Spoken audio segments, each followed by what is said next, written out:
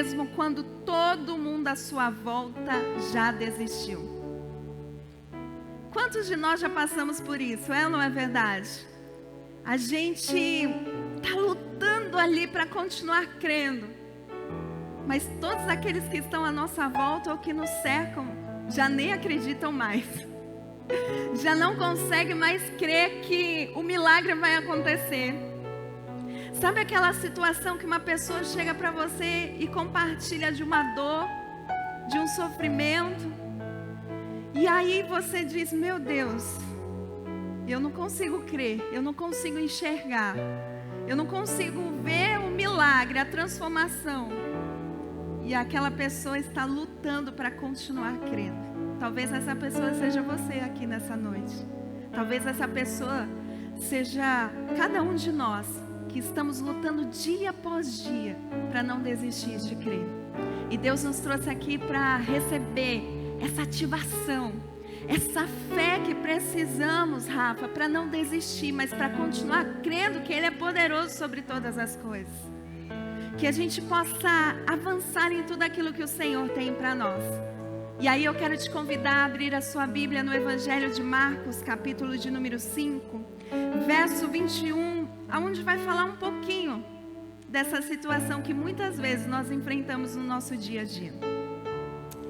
O verso 21 diz assim: Jesus entrou novamente no barco e voltou para o outro lado do mar, onde uma grande multidão se juntou ao seu redor na praia.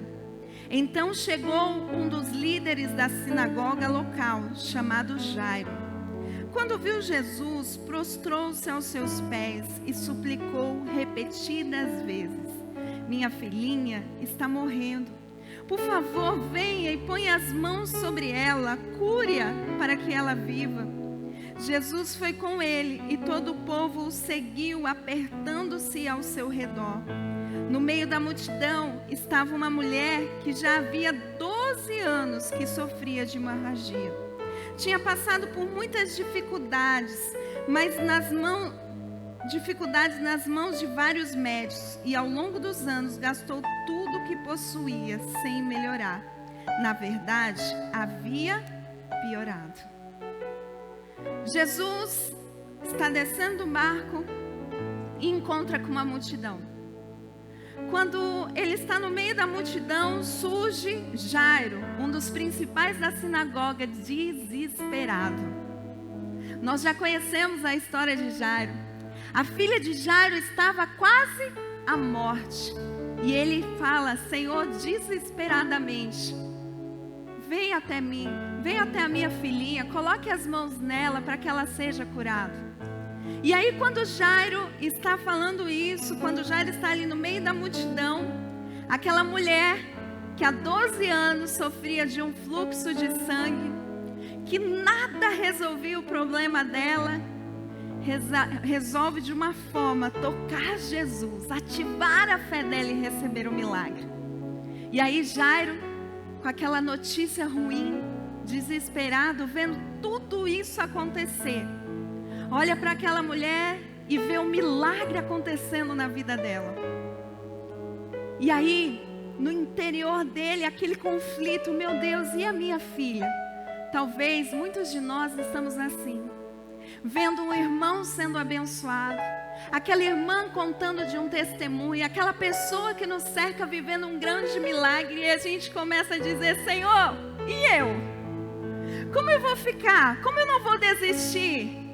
Será que o Senhor não está me enxergando diante da minha luta? Será que o Senhor só está enxergando quem está à minha volta? Ei, Senhor, eu também estou aqui. Quantas vezes nós estamos assim como Jairo?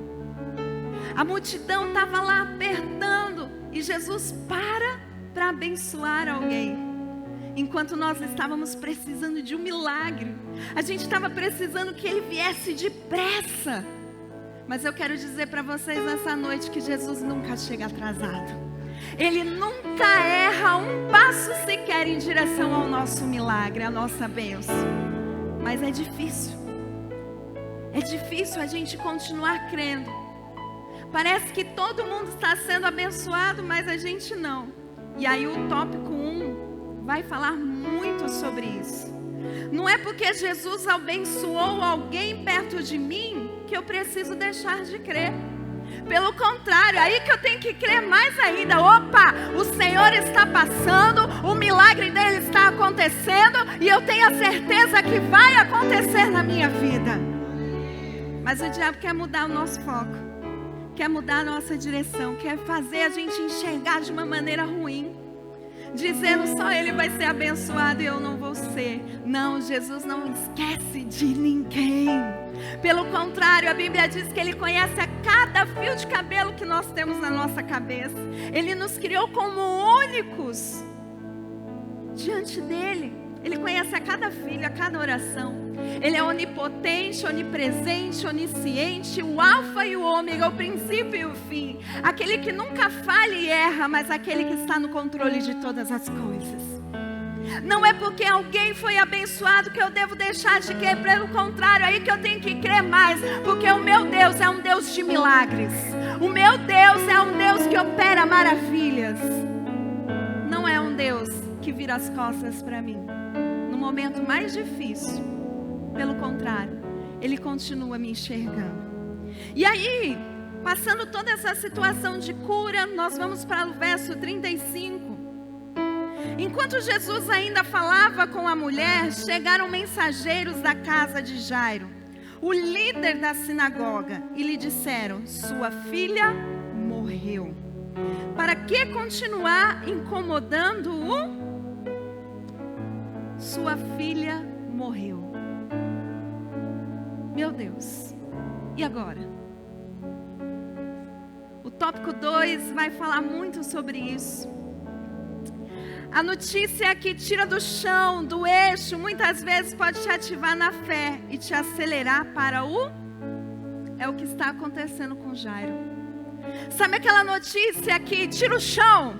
Sabe aquela notícia que tira você do eixo, que você fala assim: meu Deus, e agora?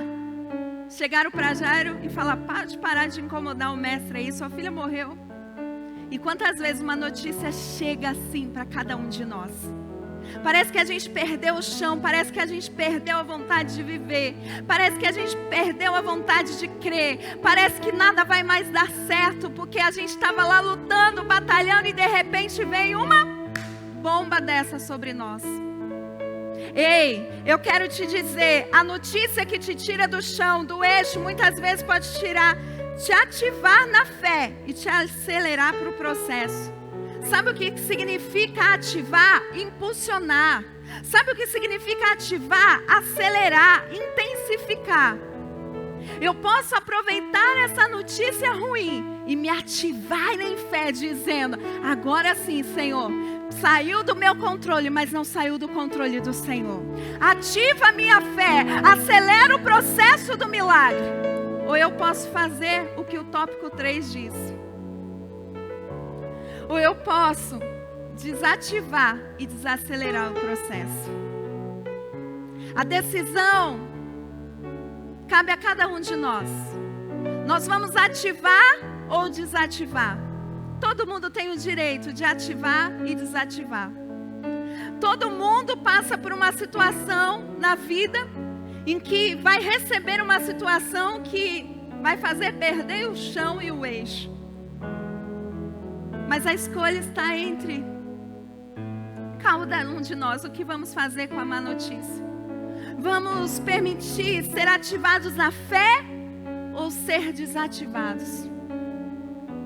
E quantas vezes nós estamos nos permitindo ser desativados em fé? Dizendo: não vou mais lutar, não vou mais batalhar, vou desistir. E quem disse para você desistir? As pessoas que te cercam, problema, má notícia, há um que não disse para você desistir. Ele continua aqui, de braços abertos, para derramar da bênção e do milagre dele sobre a nossa vida, amém? O tópico 4 diz: quem decide é você, não é Deus. Não é a multidão, não é a notícia e não é a sentença de morte. Sabe Mateus 6, 22, 23? Se os teus olhos forem bons, todo o teu corpo terá luz. Porém, se os teus olhos forem maus, tão grandes trevas serão. Ei, qual óculos você decide colocar? O da fé ou da desativação da fé? Você só pode viver o sobrenatural de Deus se nessa noite você decidir de uma vez por todas ativar os óculos da fé, a visão da fé, a visão que você consegue enxergar o milagre diante de uma situação ruim. A gente olha para pessoas e essas pessoas nos inspiram demais. Pessoas que passam a maior tragédia da vida delas e conseguem superar aquela tragédia e fazer daquela tragédia o seu milagre, fazer daquela ferida o seu ministério aberto, não só daquela pessoa ser curada, mas de curar muitas outras vidas. Por que alguns conseguem e outros não conseguem, pastora? É porque tem a ver com a decisão. Quem decide é você, não é Deus. Deus não vai descer aqui e dizer: Angélica, você precisa decidir não pelo problema, não pela notícia ruim, não pela sentença de morte, mas você precisa decidir em crer e confiar que eu estou no controle. E Ele está dizendo para nós nessa noite: ei, você precisa decidir confiar de verdade. E confiança tem a ver, sabe com o quê? Fechar os nossos olhos. Porque quem confia, confia de verdade. Pode me conduzir, porque eu confio no Senhor. Mas quantas vezes a gente quer abrir os nossos olhos e dizer: opa, Senhor, aqui tem uma beiradinha, eu posso cair. A gente entrega o controle a Deus. Em determinado momento da nossa vida a gente toma de volta. Ei, volte a confiar 100% da sua vida. Volte a confiar no Deus todo soberano, para que Ele possa operar o milagre na sua vida de verdade. E confiança tem a ver e entender que muitas vezes o sim é necessário para a nossa vida, mas o não também. E quem confia sabe que aquele que disse não está dizendo não para o nosso bem e não para a nossa derrota e fracasso. E Jesus tem o sim excelente, mas também tem o não excelente para a nossa vida. E quem confia de verdade sabe receber o não do Senhor. Sabe receber. Mas quando nós estamos balançados, a gente quer jogar a falta da nossa decisão na conta de Deus. E não é Deus que tem que decidir, pelo contrário. Ele só está disponível para a nossa decisão, para nos abençoar. Não desista. Decida hoje colocar os óculos da fé. Decida hoje enxergar com bons olhos a pior situação da sua vida. Porque essa situação pode te acelerar para o maior processo de milagre que você vai viver. Essa situação pode te prostrar, pode fazer você chorar, pode fazer você se prostrar diante do problema, mas se lembre da fé e deixe ela se ativar em você, para que ela venha te impulsionar e dizer: ei, minha filha, ei, meu filho, eu estendo as mãos e te coloco de pé. Que a gente possa viver de verdade o que o Senhor tem para nós. Mesmo prostrado, se a gente decidir confiar nele, a nossa fé é ativada. E através dessa fé nós vivemos milagres. Vivemos aquilo que ele tem para nós. E aí no verso de número 35 ainda vai falar: não incomode mais o mestre. O tópico 5 vai falar sobre isso. Sabe aquele momento que você está desesperado? E as suas bases que te cercam não creem mais e dizem para você: não incomode mais Jesus com isso, já era. Sabe aquela coisa? Ele nunca vai mudar, seu casamento já era, não tem mais amor, a porta fechou, o diagnóstico não é favorável. Sabe aquela notícia?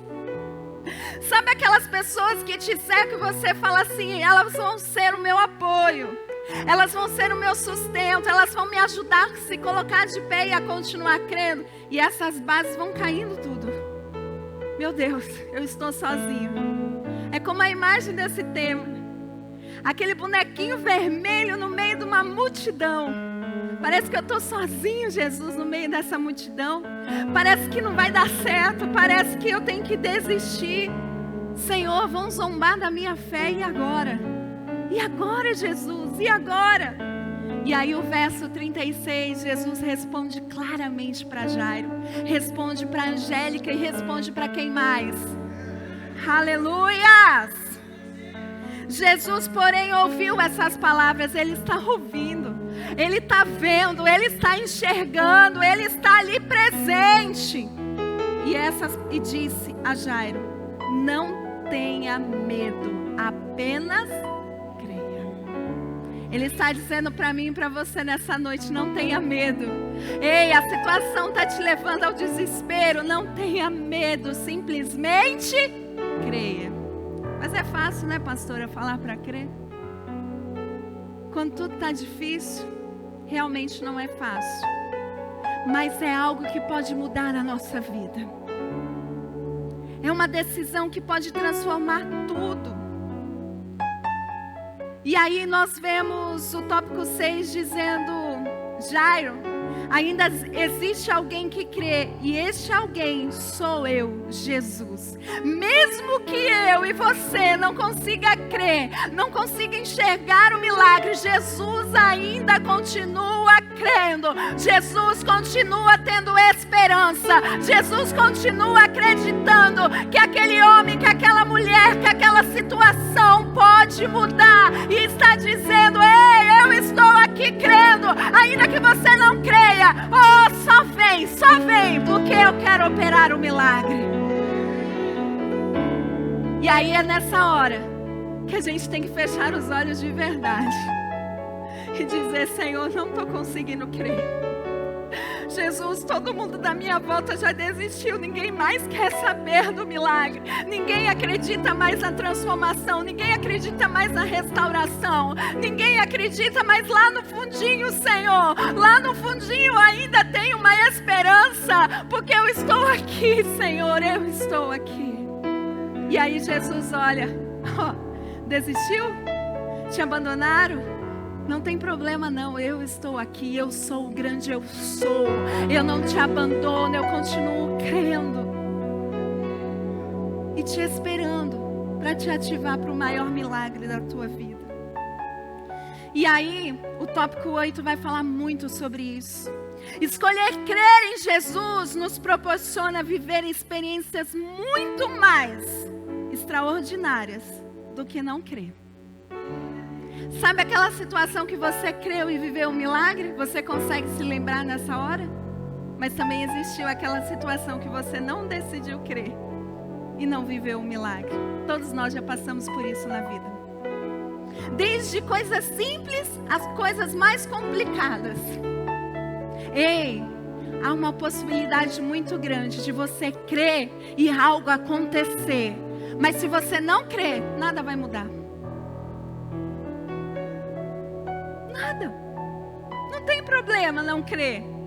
Só não vai conseguir viver. Só não vai conseguir desfrutar. Escolher crer em Jesus é a melhor opção nesse momento. Enquanto tudo à sua volta desmoronou, dá um passo de fé. Dá um primeiro passo dizendo: eu vou. Jairo fez assim. Jesus, a notícia chegou. Minha filha está morta. Todos que me cercam, as bases de estrutura estão aqui. O principal da sinagoga, os chefes, os mensageiros vieram e trouxeram essa notícia. E Jesus para tudo e olha para ele e diz: não tenha medo, simplesmente creia. Ele tem uma opção aqui: dizer obrigado, Jesus, não adianta mais, eu vou embora. Ou dizer: eu vou continuar aqui, porque você pode fazer algo por mim ainda. Aqui ninguém mais pode fazer nada. Aqui ninguém mais tem solução alguma. Aqui ninguém mais pode operar o milagre, mas aqui sim. Então eu vou com o Senhor. Ei, quem decide ir com o Senhor, dá um glória a Deus aí. Decida ir com Ele, porque ainda há esperança de um milagre. Mas se você estacionar nessa notícia, você pode interromper o maior milagre da sua vida. Lembre-se que não é Jesus que decide por você, mas é você que decide por Ele. Então que você possa decidir, só mais um pouquinho, só mais um passo, só mais um pouquinho, e eu vou viver tudo aquilo que o Senhor tem para mim. Todos os pastores que eu conheço, e até mesmo nós, já passamos por algumas adversidades no nosso ministério.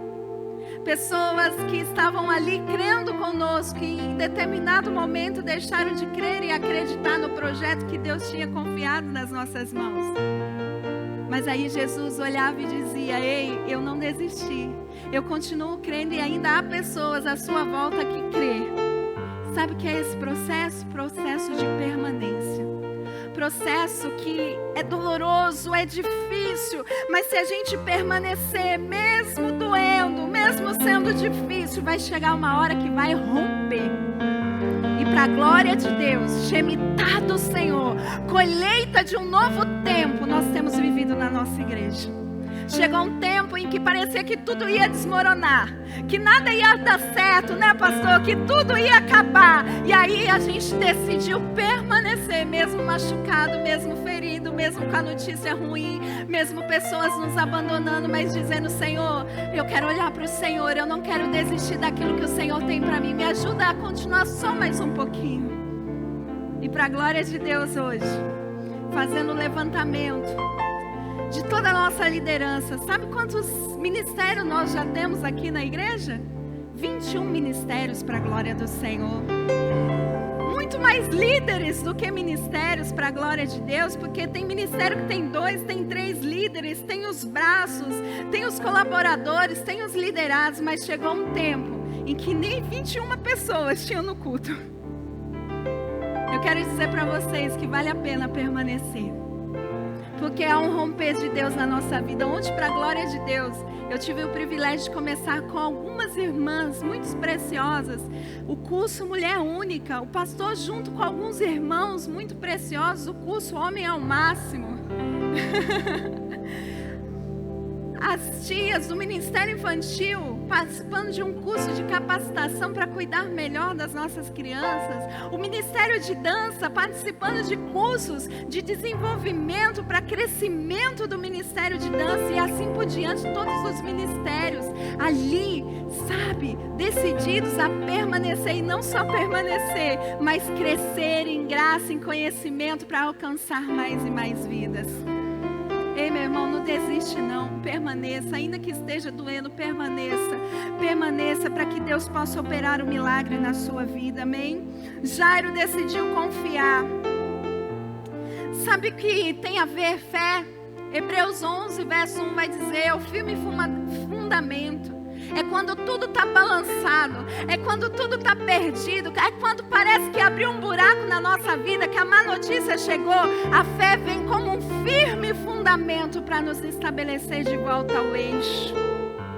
A fé vem para nos posicionar e dizer: essa tempestade não vai te derrubar, eu sou o firme fundamento da sua vida nessa hora. A fé vem para te ativar e dizer: ei, você não vai esmorecer, ei, você não vai se prostrar, ei, você não vai ser abatido nessa batalha. É o firme fundamento, por isso que você está aqui hoje, por isso que eu estou aqui, porque eu decidi permanecer, e cada culto eu recebo a fé necessária para que eu não venha ser balançada pelos ventos da vida. Sabe o que você está fazendo aqui hoje? Está firmando esse fundamento, está recebendo a fé necessária que você precisa. E aí tem pessoas que dizem: para quê? Você vai no culto? Para quê? E aí você continua dizendo: eu vou, porque eu vou permanecer, continuar recebendo essa fé, esse firme fundamento que vai me levar a entender o tempo de espera e aquilo que eu não consigo enxergar. Isso é a fé. A fé é aquilo que a gente não consegue ver. A fé é aquilo que nós esperamos e confiamos e acreditamos que Ele pode fazer, o nosso Deus. Que a gente possa viver esse firme fundamento. Jairo decidiu confiar. Quem mais decide confiar, dá glória a Deus aí. E aí o verso 36 diz: Jesus, porém, ouviu essas palavras e disse: Jairo, não tenha medo, apenas creia. Então Jesus deteve a multidão e não deixou que ninguém o acompanhasse, exceto Pedro, Tiago e João, irmão de Tiago. Quando chegaram à casa do líder da sinagoga, Jesus viu um grande tumulto, com muito choro e lamentação. Então entrou e perguntou: por que todo esse tumulto e choro? A criança não morreu, está apenas dormindo. O tópico 9 vai falar o segundo passo que nós precisamos. O primeiro é só ir. Fecha os olhos e vai na confiança de que Ele está no controle. E o segundo, pastora, chega de ouvir o choro e o tumulto. Ouça aquele que realmente importa, Jesus e sua direção. Vai chegar um tempo na sua vida que você vai precisar parar de ouvir o tumulto, parar de ouvir o choro. Jesus é muito maravilhoso quando pega Jairo e diz: agora vem comigo, sai do meio dessa multidão, sai desse tumulto, sai desse choro, sai desse povo que não acredita. Oh, vem comigo, vem comigo, vem comigo. E só segue a minha direção, só segue os meus passos, continua crendo. Ei, sabe Elias naquela caverna, desesperado, com medo, angustiado, e ouvia a voz da tempestade. De repente, ele diz: eu não quero mais ouvir voz alguma, eu só quero ouvir a voz do Senhor. E uma voz doce e suave vem até Elias. E quem é essa voz doce e suave? A direção que Deus tem para a nossa vida. Sabe aquela direção que traz paz no meio da tormenta, no meio da tempestade? Aquela palavra que te traz esperança de que Ele ainda está no controle de todas as coisas? É essa direção que o Senhor tem para nós. Cesse o tormento, Pai. Oh, cesse o choro que nos rodeia, Pai. E nos ajuda a ouvir a Tua voz e a Tua direção. Ouça a voz de Deus. Entra no teu quarto, fecha a porta. Sai desse tumulto, sai desse barulho, sai dessa multidão. Ah, pastora, eu não estou conseguindo ouvir. Fecha a porta e diga: Senhor, eu não estou conseguindo. Tudo que eu quero é só ouvir a Tua voz agora. Tudo que eu quero é só ouvir a Sua direção. E deixa Ele trazer essa voz doce e suave de paz no meio da tormenta e da tempestade para a tua vida, amém? E aí, para encerrar, o verso 39, então entrou e perguntou: por que todo esse tumulto e choro? A criança não morreu, está apenas dormindo. A multidão riu de Jesus. A multidão vai rir do nosso Senhor. A multidão vai rir da nossa fé. A multidão vai zombar, vai escarnecer, vai dizer: não adianta, não vale a pena. Mas não tem problema, porque Jesus não liga. Então que a gente também possa aprender a não ligar, porque Ele não está ligando. Aquele que opera o milagre não está ligando para a zombaria. Ele está focado em nos abençoar. E aí, Ele porém fez todos saírem e levou o pai e a mãe da menina e os 3 discípulos para o quarto onde estava deitado. Segurando pela mão, disse: Talita cumi, quer dizer: menina, levanta-se. A menina, que tinha 12 anos, levantou-se e de imediato e começou a andar. Todos ficaram muito admirados. Jesus deu ordens claras para que não contassem a ninguém o que havia acontecido.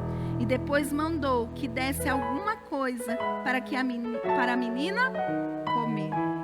O tópico 11 vai dizer: não precisa contar. Vai ficar claro.